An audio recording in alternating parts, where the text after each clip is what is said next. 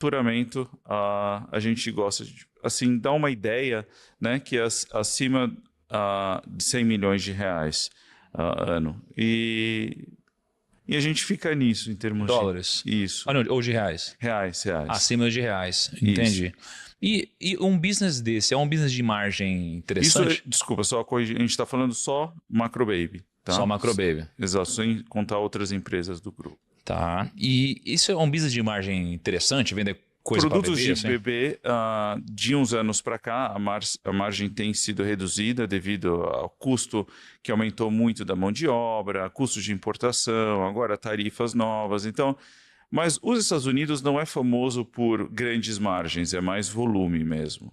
Entendi. Agora, cara, pois aqui é a maior loja de bebê, né, dos Estados Unidos. Eu queria entender um pouquinho então da história e eu queria aprender um pouco mais sobre o seu lado empreendedor nessa construção, para que os primos que estão nos assistindo aqui, eles possam aplicar isso nos negócios deles, né? Legal. De onde que começou esse negócio? Eu comecei lá atrás a vender na eBay, tá? Quando eu cheguei nos Estados Unidos, a eBay estava começando, era 97, 98. Eu tinha que abrir algum negócio pequeno para conseguir o meu green card na época. Porque eu já estudava na faculdade e eu precisava ter algum negócio que pudesse me sustentar para ficar lá. Então eu tinha uma lojinha de mala à venda, eu comprei aquela lojinha de mala por $7.000 e rapidamente a loja não faturava quase nada, eu precisava aumentar muito o faturamento. Comecei a vender para as companhias aéreas, comecei a fazer negócio com as companhias aéreas que quando quebravam as malas faziam reposição comigo. Então eu ia lá no aeroporto. Precisa assim, quando alguém viajava e quebrava a mala... Isso. Aí... A Delta, a American Airlines ligava para mim para eu substituir a mala deles. E como eu consegui isso, eu fui no aeroporto. Eu logo pensei, quem que mais consome malas? Eu lembrava que uma vez quebraram minhas malas e do meu irmão. Então eu falei, pô, as companhias aéreas, eles têm uma necessidade de reposição de mala. Então eu fui lá, bati no aeroporto e falei, olha, se vocês fizerem a reposição comigo, tem uma lojinha aqui, eu faço a reposição de noite para os clientes e dou $20 por cada mala quebrada.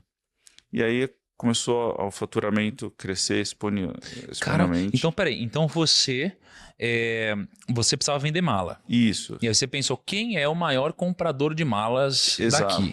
Aí você descobriu, bom, deve ser uma companhia aérea. Exato. E aí você teve a coragem de ir até eles. Exato. E você ofertou para eles basicamente velocidade, que foi entregar na mesma noite, e preço. Exato.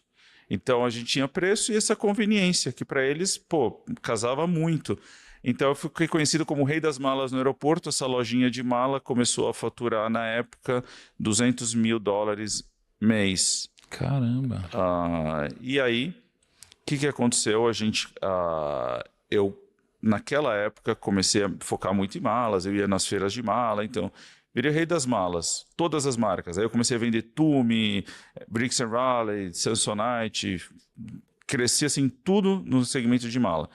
E aí a eBay estava começando. Me falaram, tem um site chamado eBay e tal, que eles começavam a vender no começo aqueles cartões de beisebol e tal, coisa de colecionador. Mas aí eu falei, vou tentar listar umas malas lá. Listou e vendeu. Pensei, pô, quem é maluco de comprar mala na internet? E aí eu comecei a ver que as malas estavam indo para lugares muito aleatórios, assim, Connecticut e tal.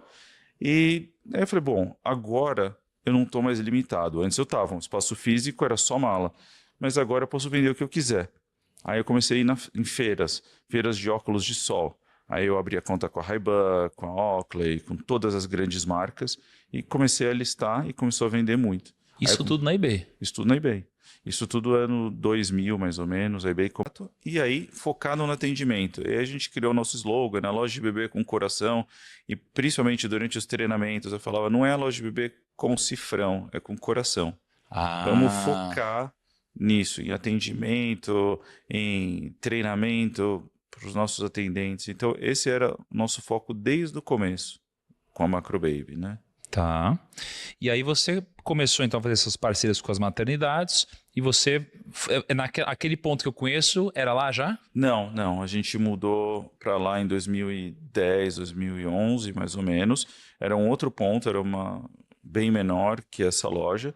Ainda nem tinha o depósito focado em produtos de bebê. A gente dividia o nosso CD com outros produtos também. Categoria de bebê era uma das categorias. Então era uma das ramificações de várias outras indústrias. E o produto de bebê a gente gostou tanto, a gente começou a se focar nisso depois, e aí a gente abriu um CD separado só para os produtos de bebê. Mas você manteve o que você fazia na eBay? A gente hoje não vende tanto na eBay, a gente vende outras categorias, mas não todas. Muitas, devido a uma lucratividade muito baixa, não vale a pena. Não tem margem para vender na eBay. Então, algumas delas a gente cortou de uns anos para cá, simplesmente só não vale a pena, categorias. Então, a gente sabe as categorias que têm mais lucratividade, que nem cosméticos, é uma categoria super premium quando fala de lucratividade, óculos de sol, são produtos que é muito barato de se fabricar. Agora, tem produtos que não vale a pena mais, não tem margem para vender na eBay. Mas é um negócio ainda para você, então, vender na eBay? Sim. Ainda é. Algumas categorias são. Sim. Você vende hoje mais na eBay? Ou seja, você vende mais pelo canal digital ou você vende mais na loja? A gente vende produtos de bebê, a gente não vende nada na eBay. Não tem margem suficiente para isso.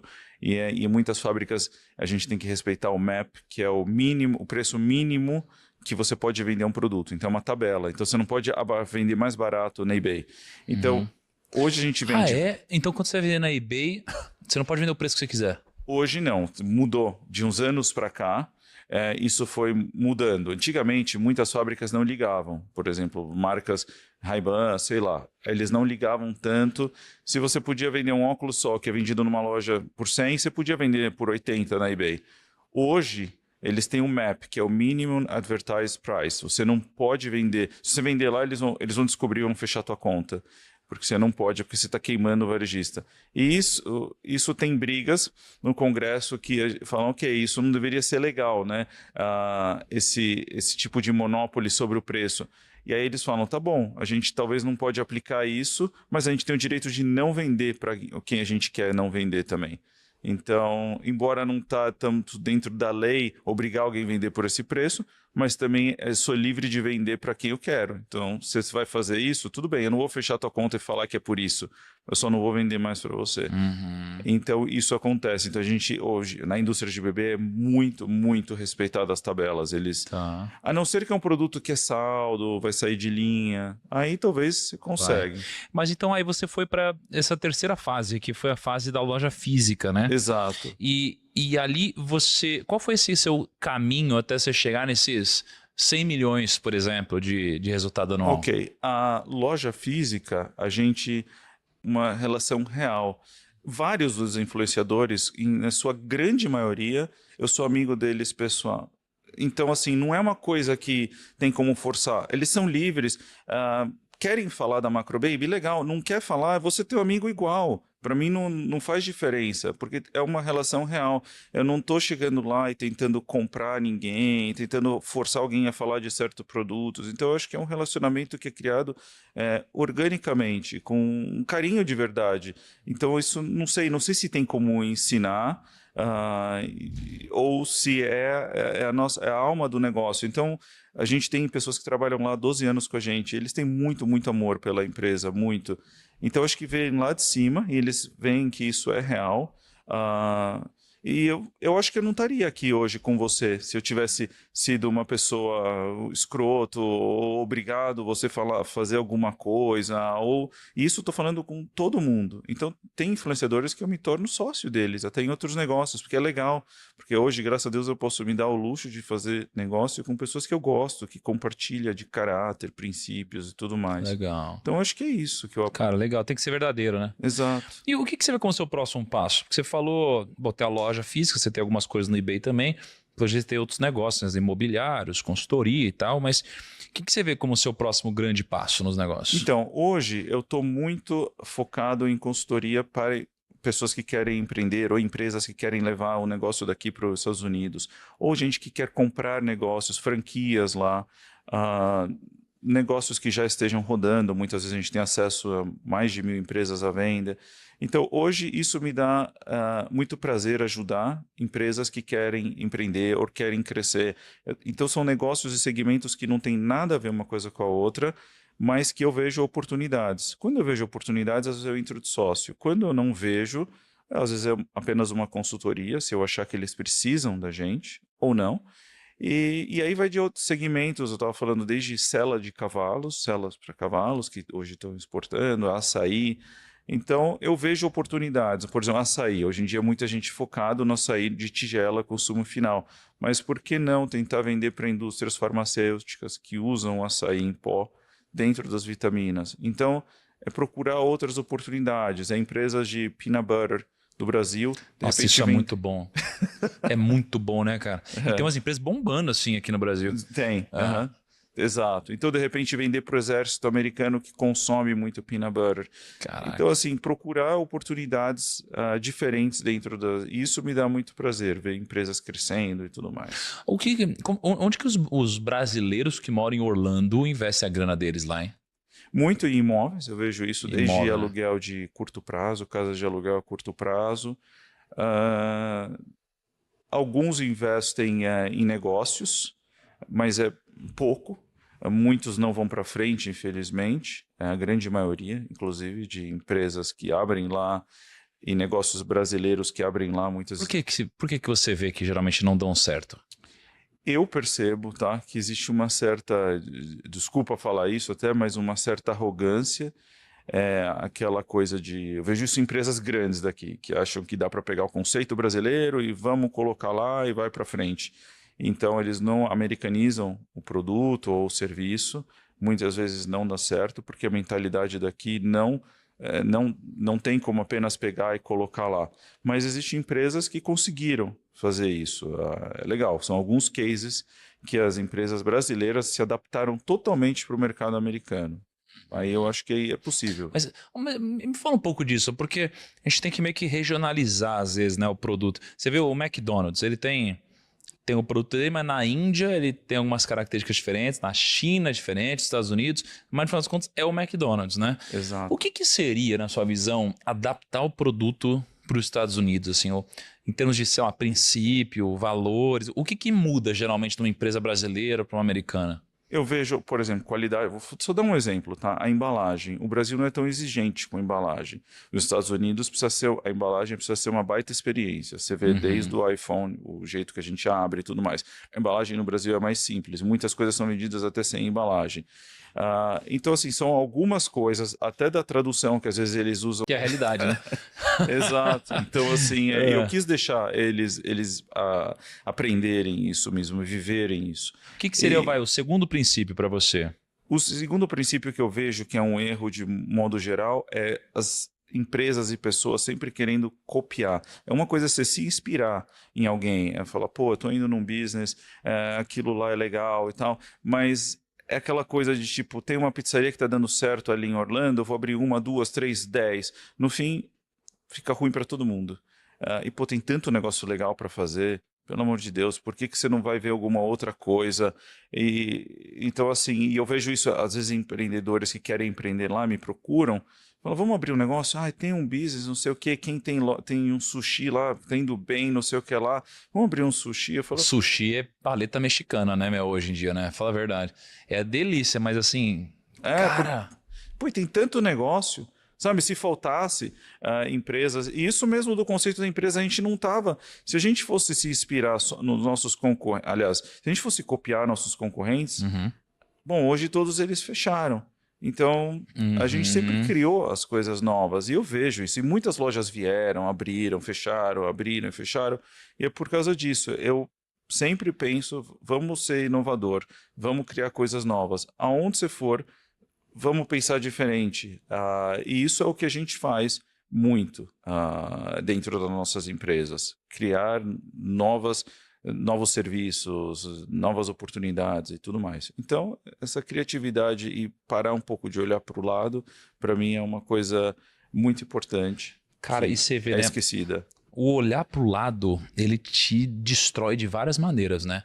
Eu tenho vários colaboradores que começaram de baixo. tava indo uma toada incrível, crescendo ano a ano. Pensa assim, um crescimento bom, sabe? Bom, não um pouquinho, crescendo bem. Aí a pessoa para de olhar para onde ela estava e começa a olhar para onde alguém que está do lado dela foi parar. Aí ela para de olhar para o lugar certo, ela tenta replicar o que foi feito e aí ela se perde no meio do caminho. Né? Então toda vez que a gente começa a olhar para a grama do vizinho, a gente faz besteira. Exato. Né? Tem até aquela parábola muito interessante, é a parábola dos trabalhadores nas vinhas, né? Que tem o trabalhador, eu não lembro direito dos números, mas você tem um senhor que estava precisando de gente para trabalhar, aí ele chegou assim na cidade de manhã e aí tinha uma turma que estava sem trabalhar. Aí ele falou, vocês não topam trabalhar lá hoje? Aí eu vou lá e vou te dar uma moeda. E aí eles, claro, que isso, eu estou sem trabalho? Eles vão trabalhar. Aí vai mais ou menos no almoço e estava precisando de mais gente para trabalhar, chegou na cidade e fala, vocês topam trabalhar hoje? Para ganhar uma moeda? Eles, claro, eu estou sem trabalho. Aí chega no finalzinho da tarde e estava precisando de mais gente para trabalhar e tinha uma galera ali na cidade e falou, vocês não topam trabalhar hoje não? Estava falando o dia por uma moeda? Aí eles falam, claro, eu estou sem trabalho e vão. Aí trabalham. Aí terminam o que tinha que fazer, chega no final do dia na hora do pagamento, aí ele começa a pagar de trás para frente. Então ele paga primeiro os que vieram trabalhar mais tarde. Aí dá uma moeda para eles. Aí depois ele chama os que vieram trabalhar no almoço. Aí dá uma moeda para eles. Aí esses caras começam a ficar incomodados. Falam, como que os caras trabalharam menos que eu, você está dando uma moeda para eles e eu estou ganhando a mesma coisa? Aí chama aqueles que foram trabalhar desde manhã, que trabalharam o dia inteiro, dá uma moeda para eles também. E aí eles falam assim, cara, isso é absurdo. Eu trabalho muito mais que eles, estou ganhando a mesma coisa. Né? E aí o que é esse negócio? Eles estavam felizes, estavam sem trabalho, deveriam ter gratidão, Exato. mas não. Já que os outros trabalharam menos e ganharam a mesma coisa, eles olharam para o lado e acabaram ficando infelizes. Isso aqui é um pouco que acontece, né, cara? Total.